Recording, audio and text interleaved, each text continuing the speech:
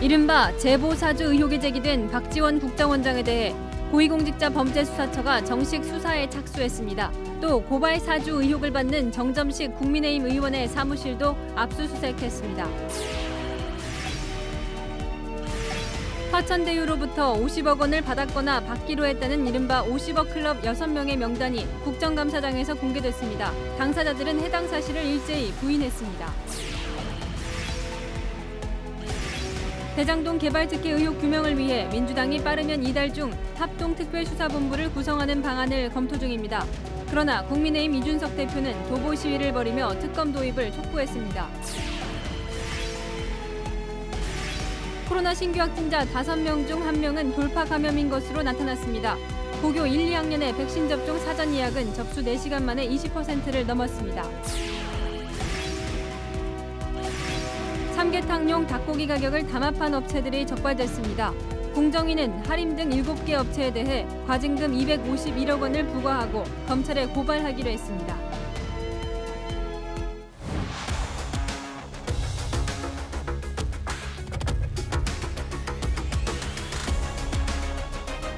뉴스의 동정민입니다.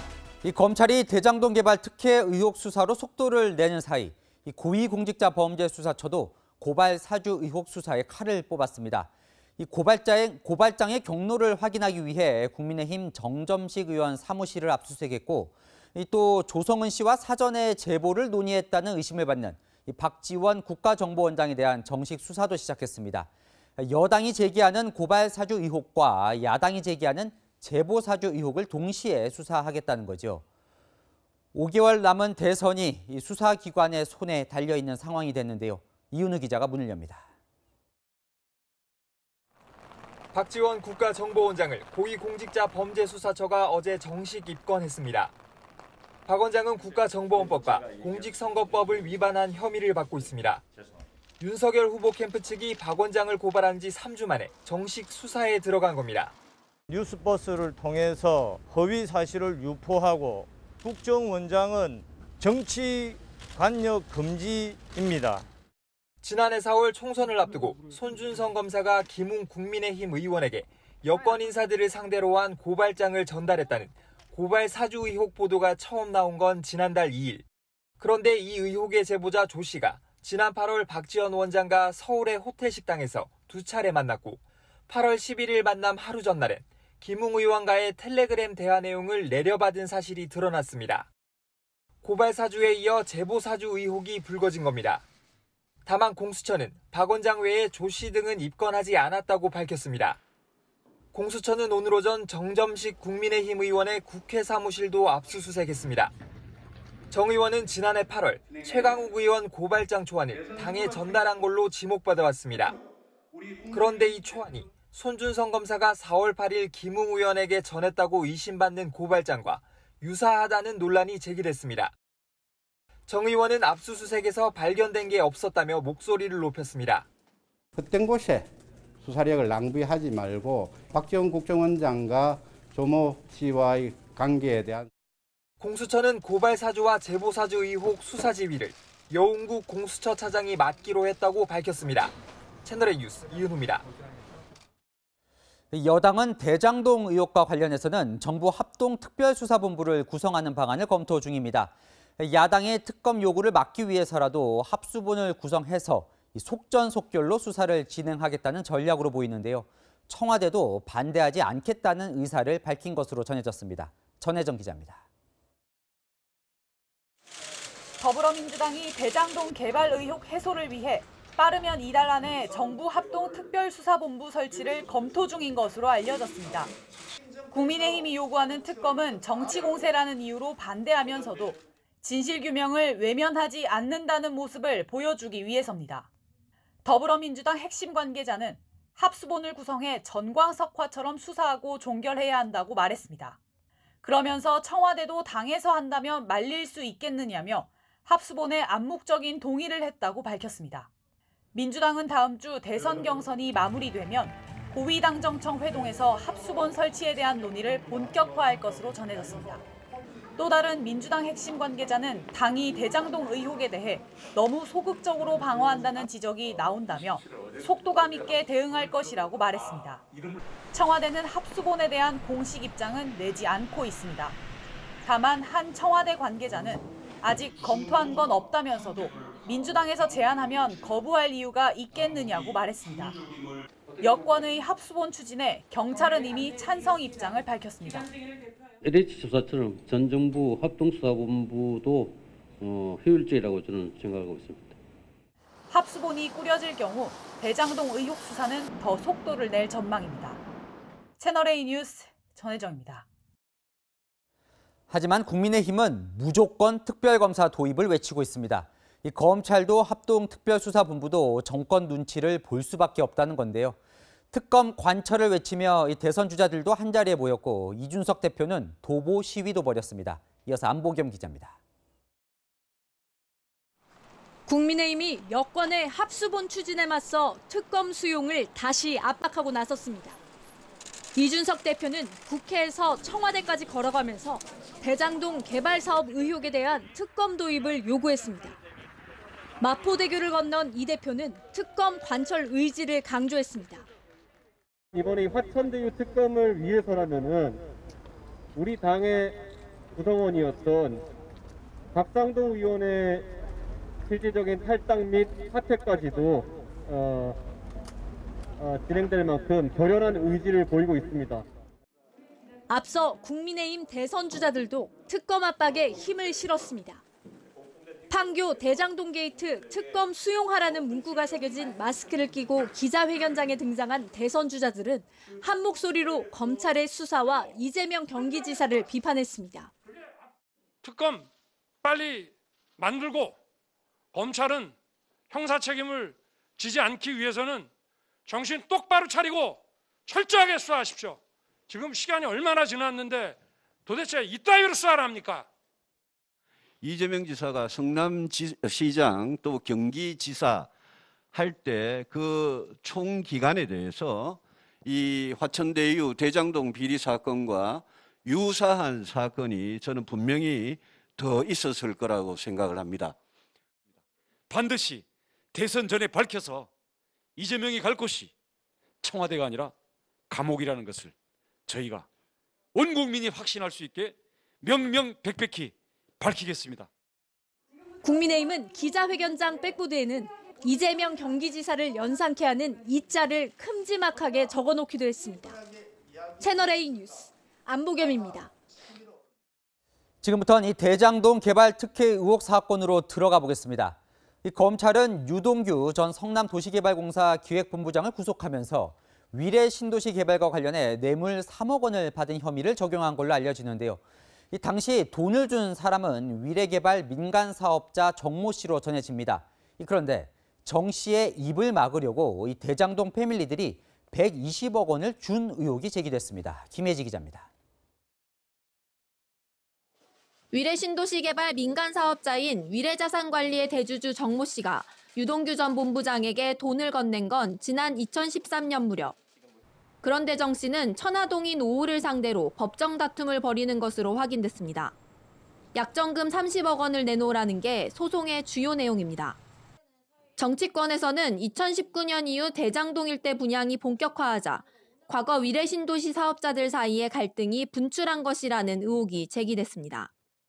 천화동인 4호와 5호의 실소유주인 남욱 변호사, 정영하 회계사는 2013년 위례 신도시 개발 사업에 정 씨와 함께 참여한 바 있습니다. 정 씨가 유 전 본부장에게 3억 원을 건넬 당시 촬영한 돈다발 사진 등을 제시하며 150억 원을 요구했다는 게 의혹의 핵심입니다. 이 돈다발 사진은 정영하 회계사가 검찰에도 제출한 걸로 알려졌습니다.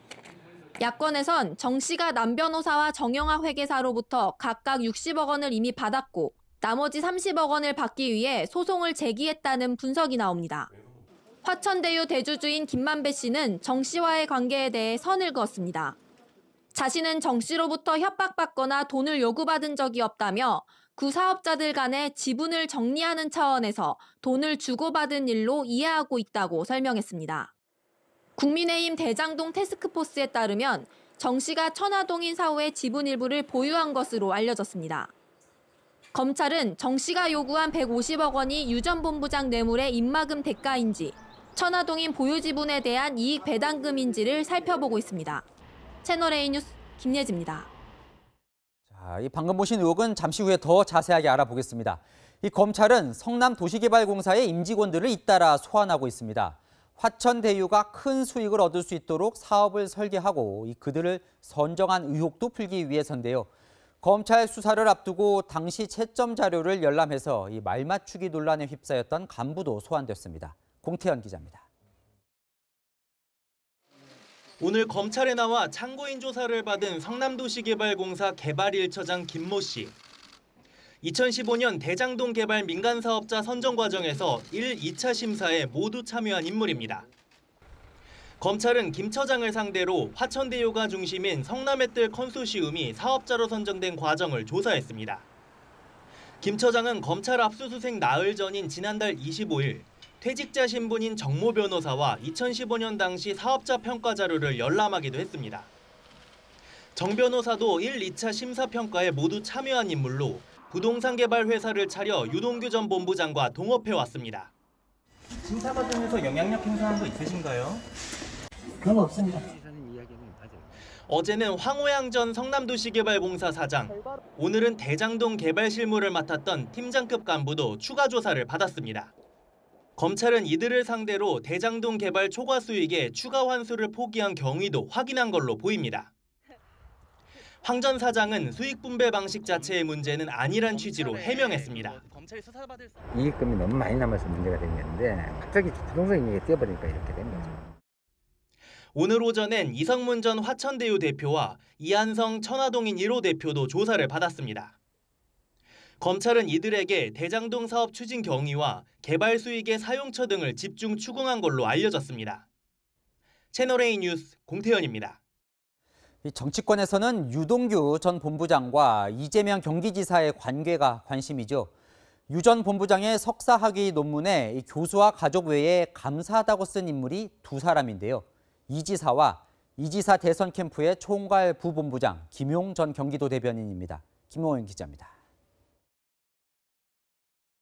유동규 전 본부장이 작성한 단국대 석사학위 논문입니다.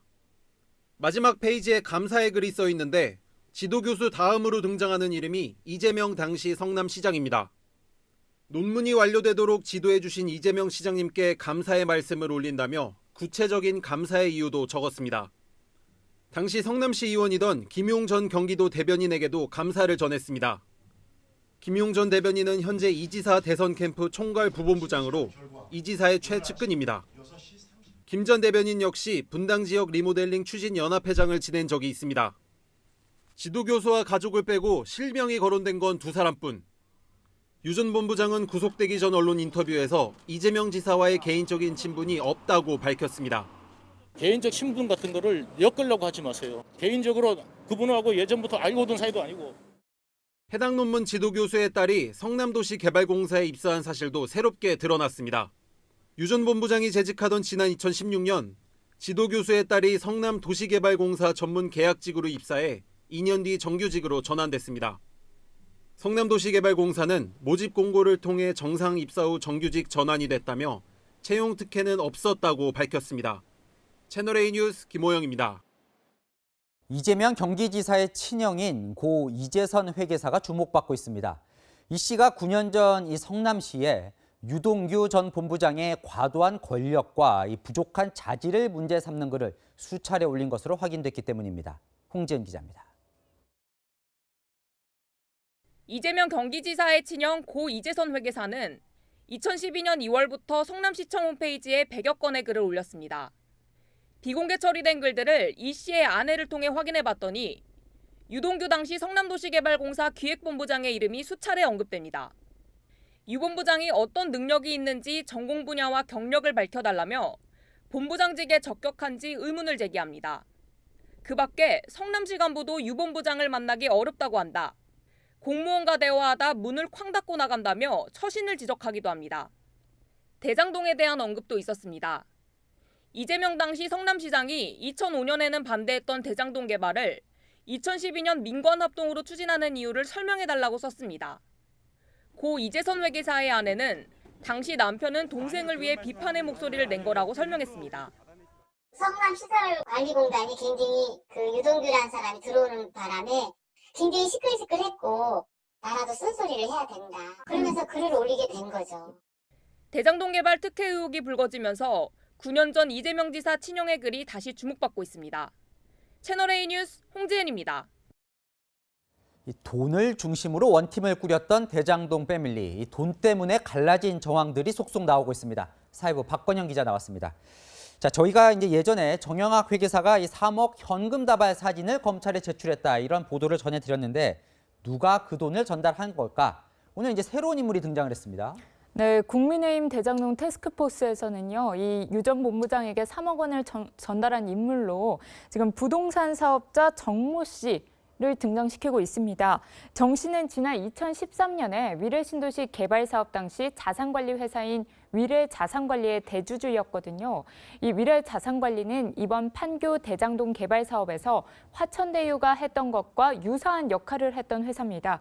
이 위례신도시 개발 사업에는 천화동인의 남욱 변호사, 또 정영학 회계사가 가족을 이사로 등재시키고 참여한 걸로 알려져 있는데요. 검찰은 앞서 유동규 전 본부장의 구속영장에 8억 원의 뇌물 혐의를 적시했었죠.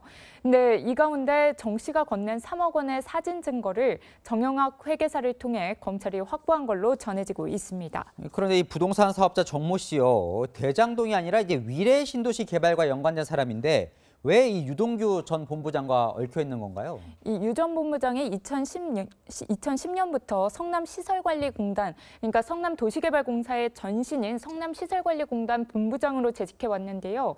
이 위례신도시 개발 당시 2013년에도 영향력을 미칠 수 있는 지위에 있었습니다. 그렇다 보니까 이 위례신도시 사업에서도 편의를 제공한 대가로 3억 원을 받았을 가능성이 제기되고 있는 겁니다. 근데 이제 아까 리포트에 이 정 씨의 이 3억 이 입마금을 하려고 대장동 패밀리들이 이제 120억 원을 줬다 이런 보도를 전해드렸는데 3억 입마금 하려고 120억을 줬다. 이 선뜻 이해는 잘 안 갑니다. 네, 야당에서는 정 씨가 유 전 본부장에게 3억 원을 건넨 이유가 이 정황이 담긴 사진 등을 제시하면서 이 대장동 관계자들에게 150억 원을 요구했고요. 또 남 변호사와 정영학 회계사 등 소위 대장동 팀이 각각 60억 원씩 총 120억 원을 전달했다 이렇게 추정하고 있습니다. 정확한 경위는 물론 검찰 수사에서 밝혀져야겠지만 이 대장동 개발 핵심 관계자 사이에선 유 전 본부장의 관여가 드러나는 걸 막아야 한다. 이런 공감대가 퍼져 있었던 걸로 보입니다. 네, 그런데 또 120억 원의 성격에 대해서 좀 다를 수도 있다 이런 말도 나오더라고요. 네, 물론 이 120억 원이 입마금 목적이 아닐 가능성도 있습니다. 정 씨가 대장동 개발 사업에도 발을 담갔고 또 수익 배당 성격으로 요구한 돈일 수도 있다 이런 분석도 나오는데요. 실제로 정 씨는 2009년에 대장동 개발 사업에 참여하려고 부동산 개발 업체를 차린 적도 있고요. 지금도 천화동의 4호에 상당한 지분을 확보하고 있다는 게 야당 측 분석입니다. 자, 정 씨가 이제 대장동 팀을 찾아가서 뭐 돈을 요구한 게 한 2019년이다 이런 말들이 나오던데 그러고 보면 이 유동규 전 본부장에게 대장동 팀이 700억 원을 주겠다, 뭐 약정했다 이런 시기도 2019년 그 이후잖아요. 그러고 보면 그 즈음에 이 대장동 팀 사이에서 뭔가 많은 일이 있었던 것 같아요. 네, 이 무렵이 부동산 가격이 상승하면서 화천대유가 예상했던 것보다 더 큰 이득을 거둔 시기였거든요. 네. 2015년 사업 승인을 할 때만 해도 이렇게 예상을 하지 못했는데 그때 이익보다 2천억 원 이상 배당 수익이 늘어나게 되면서 이 이득을 나눠 가지려는 갈등이 커졌을 거다 이런 관측도 나오고 있습니다. 유 전 본부장이 화천대유 측에 수익 배당을 요구한 걸로 알려진 것도 이쯤인데요. 이 수익 배당 관련 갈등이 생기자 정 회계사도 이 시기부터 대화를 녹음하는 등 증거를 모은 걸로 보입니다. 참, 이게 대장동 팀이 서로 이제 이해관계가 달라진 걸로 보이는데 검찰은 다 불러서 이제 뭐 퍼즐을 맞춰보겠죠? 네, 이 유 전 본부장에게 3억 원을 전달한 걸로 추정되는 정 씨도 당연히 검찰 수사를 받아야 될 걸로 보이고요. 네. 또 정 씨가 120억 원을 받았다면 이 돈의 성격에 대해서도 규명이 필요해 보입니다. 참, 이 의혹이 맞다면 돈은 많이 벌어도 계속 탐이 나나 봅니다. 지금까지 사회부 박건영 기자와 살펴봤습니다.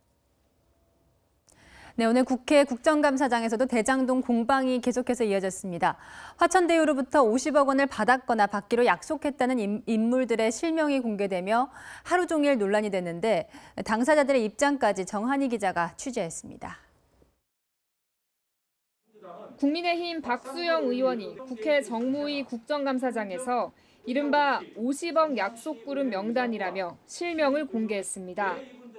정영학 회계사의 녹취록과 복수의 제보에 의하면 50억 원씩 주기로 한 6명의 이름이 나옵니다. 권순일, 박영수, 곽상도, 김수남, 최재경, 그리고 홍모 씨입니다. 대장동 개발로 막대한 이익을 챙긴 화천대유에서 50억 원을 약속받은 사람들이란 겁니다.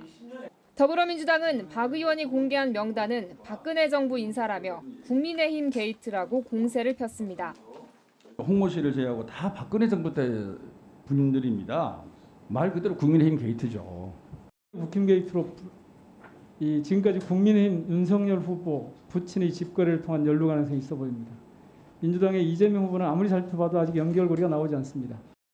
국민의힘은 해당 인물들이 민주당 정권에서도 잘 나가던 법조인이었다며 몸통을 밝히자고 맞받았습니다.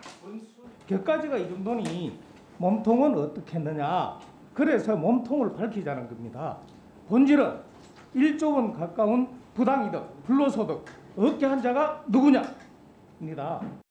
명단에 거론된 권순일 전 대법관과 김수남 전 검찰총장, 최재경 전 민정수석과 박영수 전 특검은 사실 무근이라며 유감을 나타냈습니다.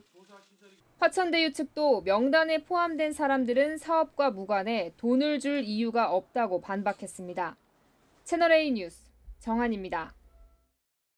막빠진 더불어민주당 경선도 대장동 의혹 제기와 방어전으로 총력전이 펼쳐지고 있습니다. 이어서 최수연 기자입니다. 더불어민주당 대선 주자인 이재명 경기지사가 대장동 개발 의혹과 관련해 전방위 방어에 돌입했습니다. 이 지사는 강성 지지층 결집부터 나섰습니다. 열린민주당은 사실 우리 더불어민주당의 형제 정당인데요. 사실 더불어민주당의 저희 지지율보다 여러분들의 저희에 대한 지지율이 더 높아서 제가 일단 힘이 많이 되고 있고요. 결백을 주장하기도 했습니다. 그때 제 심정은 어떤 거냐면요. 그 마귀 세계에 들어가가지고 그 불구덩이 속에서 우구는 하나도 없고 5,500을 챙겨서 나온 거지. 이재명 캠프는 주 2회 진행하던 브리핑을 매일 하기로 하는 등 여론전도 강화했습니다. 이재명 후보와 무리하게 연결 짓는 것은 매우 국민들에게 무리하게 보여질 것. 이낙연 전 더불어민주당 대표는 위기론으로 승부수를 띄웠습니다. 이른바 이재명 리스크가 민주당 리스크가 될 수 있다는 점을 강조했습니다. 수사에 대해서 국민들이 납득하고 수용할 수 있게 되기를 바랍니다. 그렇게 되지 못한다면 여러 문제가 민주당이나 대한민국에 생길 수 있다. 이런 우려를 가지고 있습니다. 경선 이후 원팀 기조에 대한 우려도 제기됐습니다. 계속적으로 의혹이 풀리지 않는다면 경선이든 대선이든 어떤 의혹을 가질 수밖에 없다 그러면 이게 하나의 화합이 되기 쉽지 않지 않냐. 민주당 마지막 경선인 서울 지역 권리당원과 3차 선거인단 등 약 44만 명의 온라인 투표는 오늘부터 시작됐습니다. 채널A 뉴스 최수연입니다.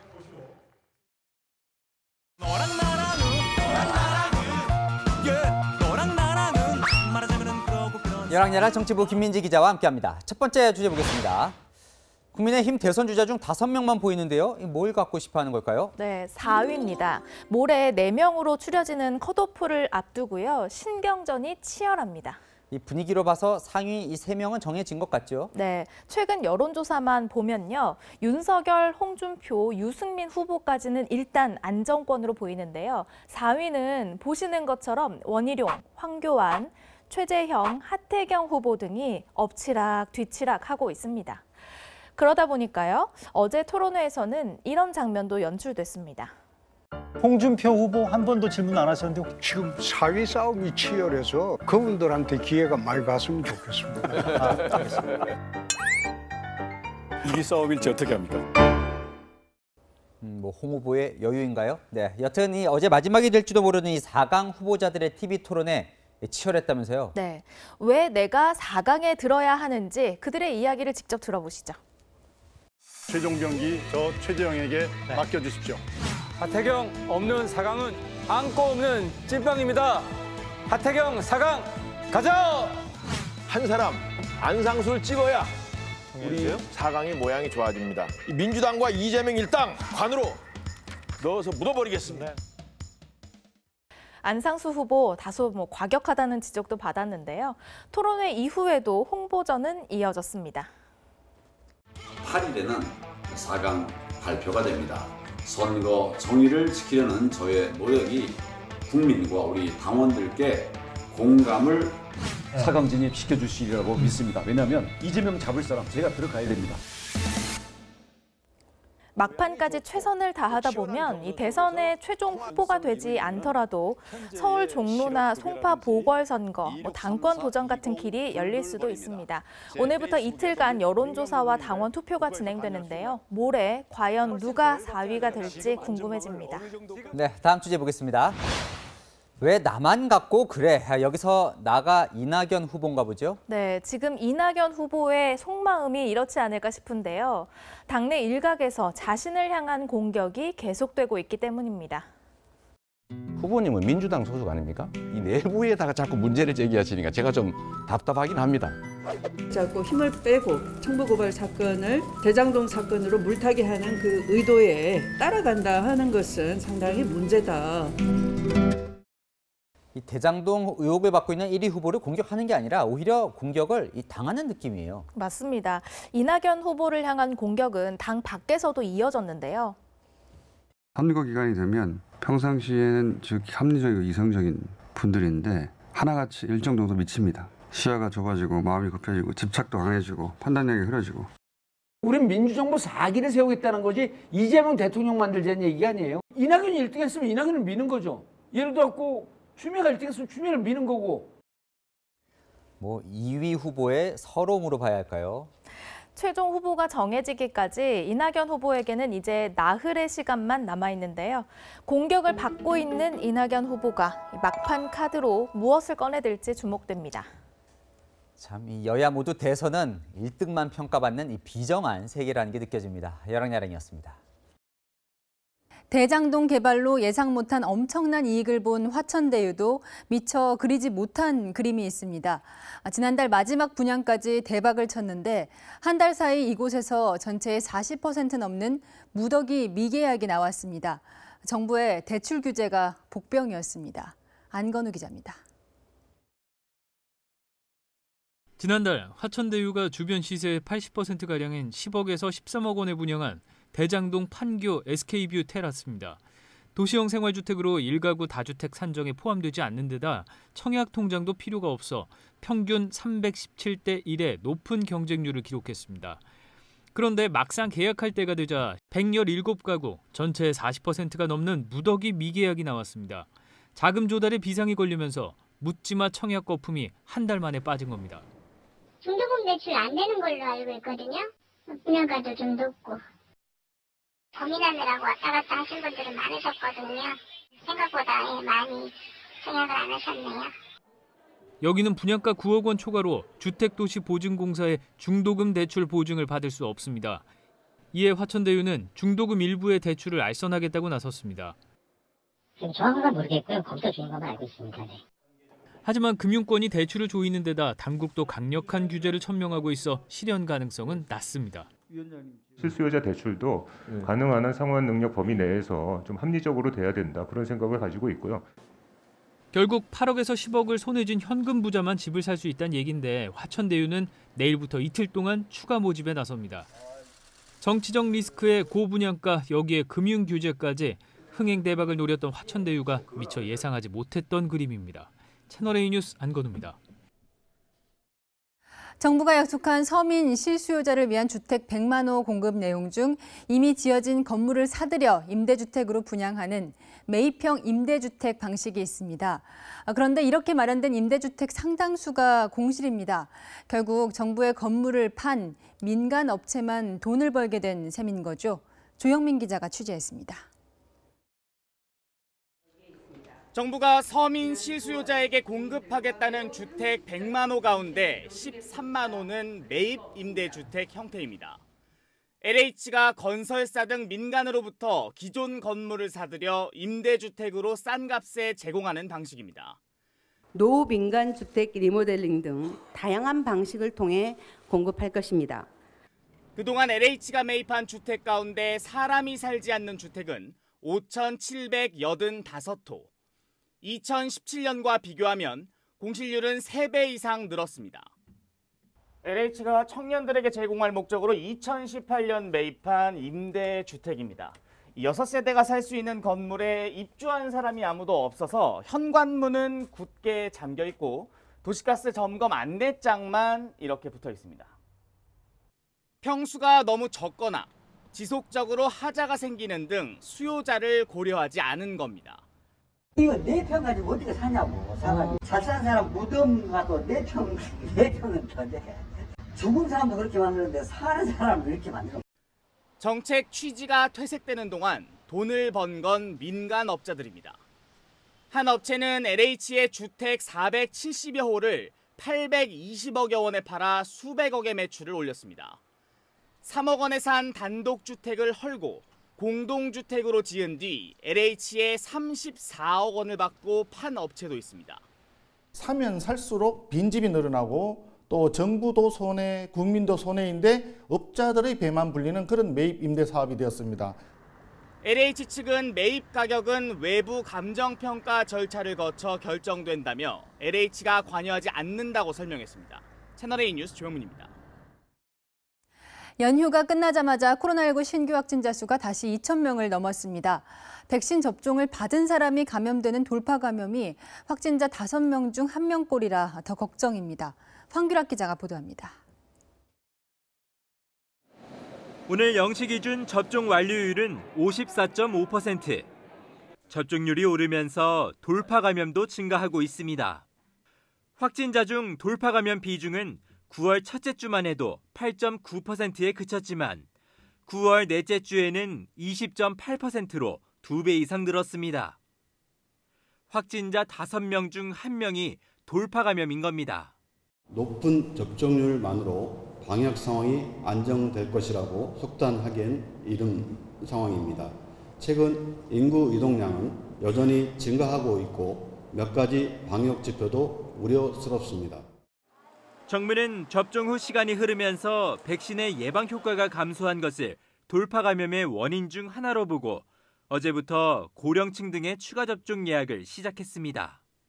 임상연구에 따르면 화이자 백신을 추가 접종했을 때 2번만 맞은 대상군에 비해 감염 예방 효과가 11.3배, 중증화 예방 효과는 19.5배 높기 때문입니다.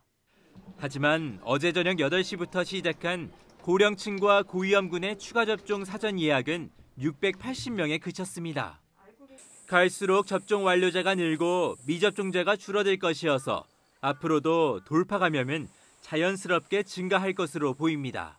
돌파 감염됐다고 하더라도 중증화나 사망을 막아주는 효과는 거의 그대로 유지가 되고 있기 때문에 백신의 가치가 오히려 저는 잘 증명이 되고 있다고 생각을 하는데요. 반면 같은 시간 시작한 16세에서 17세 접종 예약에는 사람이 몰리며 예약 시스템 개통 4시간 만에 예약률 20.8%를 기록했습니다. 채널A 뉴스 황규락입니다.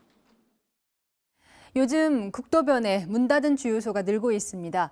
새 고속도로가 뚫리고 전기차나 수소차가 늘어나는 영향입니다. 방치된 주유소가 주민들의 골칫거리가 되고 있다는데 현장 카메라 정다은 기자가 가봤습니다.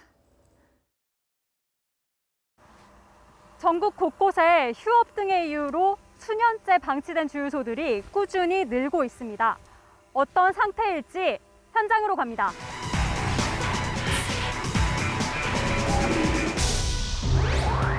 주유 설비는 거미줄로 뒤덮여 있고 주유기는 묶여 있습니다.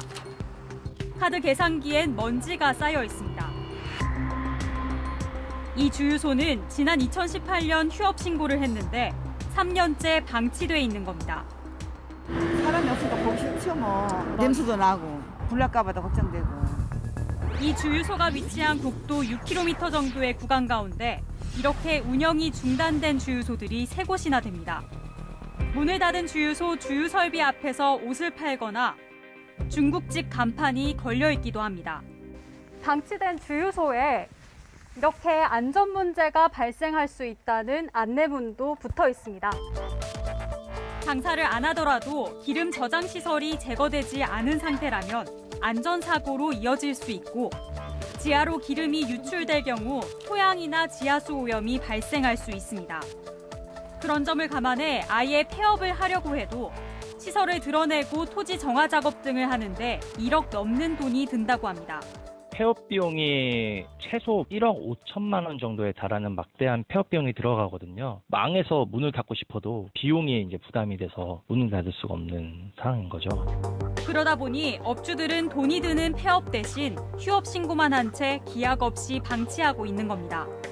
관련 전문가들은 지난 한 해 휴업을 신고한 주유소는 510여 곳이나 되는데 그중 상당수도 이런 모습이 될 것이라고 경고합니다. 휴업뿐만 아니라 폐업 신고를 한 주유소도 골칫거리입니다. 이곳은 10년 전 문을 닫은 주유소인데요. 주유 설비는 물론 사무실 집기도 녹이 쓴 채 방치돼 있습니다. 오래됐죠? 뭐 싫어해서 도망가서 이거 나와가지고 이렇게 하면 안 된다고 그런 거예요. 주유소 부지 곳곳에 생활 쓰레기도 쌓여 있습니다. 아예 운영이 안 되니까 임대도 안 되고 임대료가 안 나오니까 야반도 하니까 다 그냥 한국은. 이렇게 휴업 또는 폐업한 주유소가 동네 흉물로 변하고 있지만 지자체는 손을 쓰기가 어렵습니다. 아직까지 뭐 해결 방안이라든지 이런 게 구체적으로 나와 있는 부분은 없어요. 지원할 수 있는 제도나 그런 건 아직 마련되고 없어요. 앞으로 전기차, 수소차 증가나 고속도로 신설로 국도변 주유소들의 경영난은 더욱 가중될 전망입니다. 전기차, 수소차가 늘어나면 주유소 입장에서는 이제 시장이 줄어드는 거잖아요. 지금 주유소의 한 74% 정도이 돼야 주유소들이 이제 생존할 수 있는.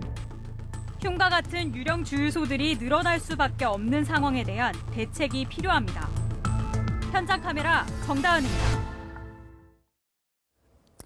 매년 여름마다 삼계탕이 비싼 금계탕이 되는 이유가 있었습니다. 공정거래위원회가 삼계탕용 닭고기 가격을 담합한 업체 7곳을 적발했습니다. 박지혜 기자입니다. 마트나 시장에 나온 닭고기 값은요, 2년 반 만에 가장 비쌉니다. 여름마다 껑충 뛰는 닭고기 가격. 복날 가족 몸보신을 위해 삼계탕이 생각나지만 천정부지 가격에 금계탕 소리가 절로 나오고 장바구니 담기도 주저하게 됩니다. 그런데 닭고기 가격 급등엔 이유가 있었습니다. 삼계 신선육 시장 점유율 93% 이상을 차지하는 사업자들 간에 약 6년의 장기간에 걸쳐 이루어진 담합을 적발 제재한 것으로서 할인 등 닭고기 업체 7곳이 2011년부터 6년 동안 여름 성수기마다 삼계 가격과 출고량을 조절해온 겁니다. 이들이 소속된 한국육계협회가 시세를 조사해 고시하는데 돼지나 소와 달리 축산물 공판장이 없는 닭고기는 생산업체와 대리점 간 개별 협상을 통해 할인율을 조절한다는 점을 악용한 겁니다. 이들은 성수기에 매주 모여 할인폭을 300원까지 줄이자는 등 가격 담합을 모의했고 비수기에는 병아리 수를 줄이고 도축된 신선육을 냉동 비축하는 방식으로 물량을 조절했습니다. 정부는 이들에게 과징금 251억 3,900만 원을 부과하고 하림과 울품 2개 사는 검찰에 고발키로 했습니다. 하림은 2006년에도 담합으로 시정 명령을 받은 바 있습니다. 채널A 뉴스 박재입니다. 네, 한국인이 먹어도 매운 불닭볶음면, 매운 음식 좋아하는 멕시코에서도 선풍적인 인기입니다. 그런데 멕시코 정부가 제품 이름을 문제 삼으며 판매를 중단시키겠다고 발표했습니다. 어떻게 된 일인지 한수아 기자가 보도합니다. 멕시코 편의점 한국 코너에 진열돼 있는 다양한 맛의 불닭볶음면. 매운맛을 즐기는 멕시코인들에게도 인기가 많습니다. Oh my God, I can't. No, you can do. Because you're Mexican. Yes, Mexican power. 그런데 멕시코 소비자보호 당국이 치즈맛 불닭볶음면을 회수 조치하겠다고 밝혔습니다. 이름은 닭고기 라면이라면서 정작 닭고기 맛만 첨가해 소비자를 기만했다는 겁니다. Bulldog cheese, caldo de pollo, no tiene ni trazas de pollo. Ahora sí que besando un pollo, yo creo tiene uno más pollo que con esa sopa. 고향을 그리워하며 라면을 사 먹는 교민들은 아쉬워합니다. 교민들은 더 아쉬워하죠.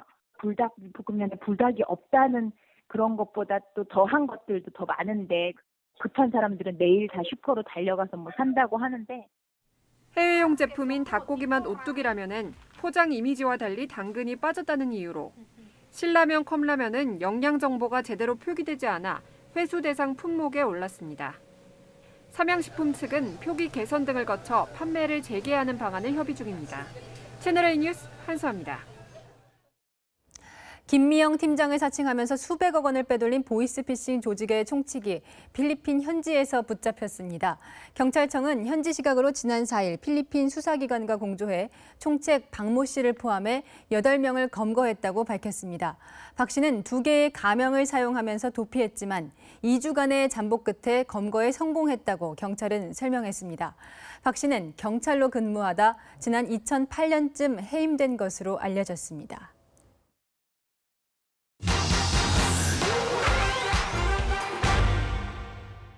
오늘 팩트맨은 시청자 제보로 시작합니다. 코로나로 가게 월세 낼 돈도 없다고 하소연하는 지인에게 남편 몰래 1,000만 원을 빌려줬더니 잠적했다. 사기죄로 고소할 수 있냐는 내용 문의하셨는데 확인해봤습니다. 지난달 개인 간 채무 관계에 대한 대법원 판결이 있었습니다. 경제적 형편이 어려운 걸 알고도 빌려줬다면 돈을 돌려받지 못해도 처벌할 수 없다고 판단했습니다. 현추의 고의가 인정이 돼야 되는데요. 갚을 능력도 없고 의사도 없다. 그런 경우를 얘기하는 겁니다. 현추의 고의가 인정이 되지 않는 한 사기는 인정되기가 어렵습니다. 사기죄가 인정이 돼서 실형이 선고된 사례도 일부 있는데요. 상대방의 고의성을 입증해야 하는 만큼 처벌 쉽지 않습니다. 그럼 빌려준 돈을 돌려받으려면 어떻게 해야 될까요? 기록을 남겨놓고 민사소송을 할 수밖에 없는데요. 여기서 주의할 점이 있습니다. 돈 빌려줄 때 계좌이체 많이 하는데 이걸로는 돈이 오고 간 사실만 증명할 뿐 채무관계를 증명할 순 없습니다. 그럼 어떤 조치를 해야 할까요? 제가 누군가에게 돈을 빌려주는 상황이라고 가정해보겠습니다. 방금 팩트맨 제작진에게 계좌이체를 했는데요. 송금 메모에 10월 6일 누구에게 빌려준 돈이라고 쓰고 돈 받았냐, 언제까지 갚아달라고 문자 메시지 등을 남겨놓는 게 안전합니다. 더 확실한 방법은 금액과 갚는 날이 적힌 차용증을 쓰고 공증까지 받아두는 건데요. 금융당국이 가계 대출을 조이면서 대출 절벽 현상이 나타나고 있습니다. 개인 간 돈 거래가 늘어날 수 있는 만큼 상대방의 상환 능력 꼼꼼히 따져보셔야겠습니다. 지금까지 팩트맨이었습니다. 네, 영화의 도시 부산에 2년 만에 다시 레드카펫이 깔렸습니다. 부산으로 가보겠습니다. 자, 이현용 기자, 지금 이 기자 뒤로 개막식이 진행되고 있는 것 같네요. 네, 부산국제영화제의 레드카펫 행사가 열린 건 지난 2019년 이후 2년 만입니다. 한국을 대표하는 영화인들이 개막날 행사를 빛냈습니다. 오후 6시부터 이곳 해운대에 국내외 관객과 배우들이 모여서 관객들을 만나는 레드카펫 행사를 시작으로 조금 전 7시부터 개막식이 시작됐습니다. 기생충의 봉준호 감독과 배우 변요한, 엄지원, 개막식 사회를 맡은 송중기와 박수담 씨도 오랜만입니다. 한국인으로는 처음으로 아시아 영화인상을 수상하게 된 임권택 감독 부부와 국민배우 안성기 씨도 레드카펫을 밟았습니다. 올해 26회 부산국제영화제 개막식은 임상수 감독의 행복의 나라로입니다. 작년 칸 영화제 상영작으로 선정됐지만 일반에 공개되는 건 이번이 처음입니다. 뇌종양에 걸린 시한부 탈옥수의 이야기인데 1997년작 노킹 온 헤븐스 도어의 한국판이란 평입니다. 배우 최민식과 박해일이 처음으로 호흡을 맞췄습니다.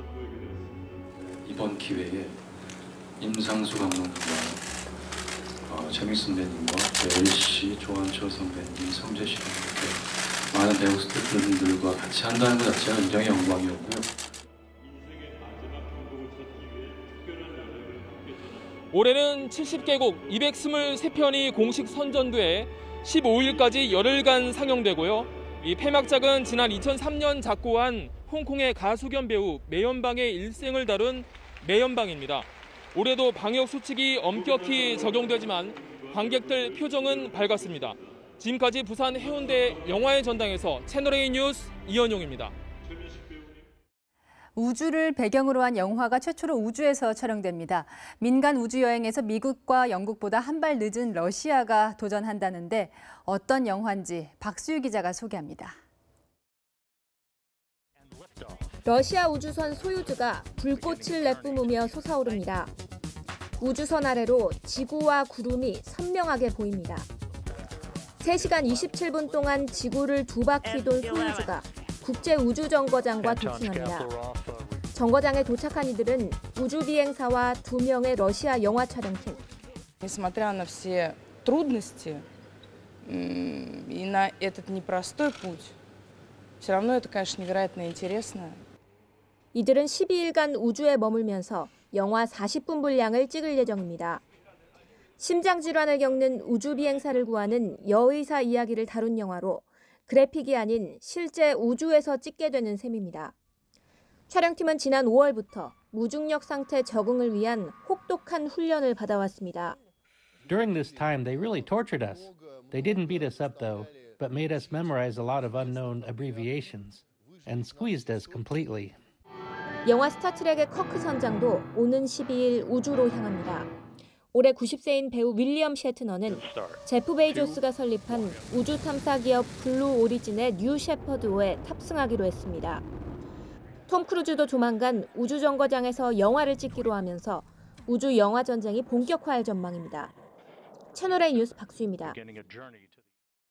미국 뉴욕 도심의 지하철 승강장에서 열차에 부딪힌 여성이 크게 다쳤는데 뒤에서 거세게 밀치는 다른 승객의 모습이 포착됐습니다.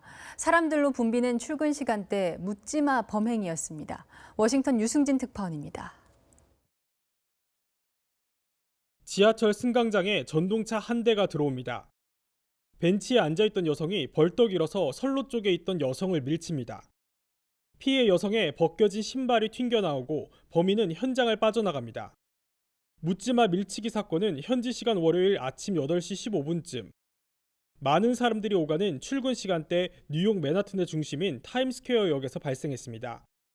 This is crazy. This is unbelievable. 피해자는 선로에 떨어지지 않아 생명에는 지장이 없지만 얼굴과 다리를 크게 다쳐 병원으로 옮겨졌다고 현지 언론들은 전했습니다. 범인은 하루 만에 범행 현장 근처에서 붙잡혔습니다. 뉴욕 퀸즈에 거주하는 29살 여성으로 과거에도 지하철에서 폭행과 절도 등의 혐의로 3차례 체포됐습니다. 뉴욕 지하철에서는 지난달 초에도 50대 여성이 묻지마 폭행을 당해 균형을 잃고 선로에 떨어졌습니다. I'm always alert, like what's behind me, what's around me.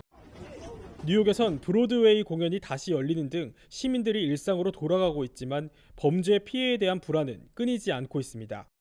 워싱턴에서 채널A 뉴스 유승지입니다.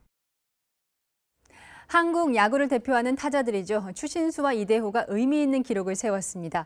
우리 나이로 42 동갑내기의 가을 야구 도전 아직 끝나지 않았습니다. 강병규 기자입니다. SSG 추신수는 지난 1일 KBO 역대 최고령 20도루를 기록했습니다. 다음 날엔 막판 동점 솔로포를 쳐내며 팀을 패배 위기에서 구했습니다. 그리고 어제는 풀원술기포를 날렸습니다.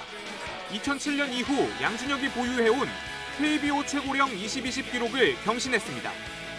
추신수는 빅리그에서 20-20 기록을 3번 달성했습니다. 2017년부터 3년 동안은 20홈런을 넘기고도 도루가 발목을 잡았습니다. 체력적 부담이 크기 때문입니다. 하지만 국내로 돌아온 올 시즌 추신수는 팀을 위해 승부처마다 뛰었습니다. 롯데 이대호도 어제 8회 말 1루타를 쳐내며 한미일 통산 2,700안타를 기록했습니다. 조선의 4번 타자라는 별명답게 무대를 가리지 않고 꾸준히 활약했습니다. 하지만 두 베테랑이 도전하는 건 기록보다 가을 야구입니다.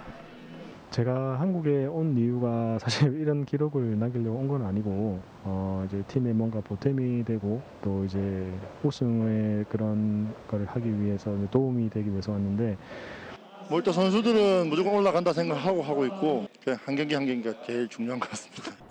가을 야구의 마지노선인 5위까지 SSG는 2게임 차, 롯데는 3게임 차만 앞둔 상황. 부록 에이스들의 활약으로 가을 야구 경쟁이 치열해졌습니다.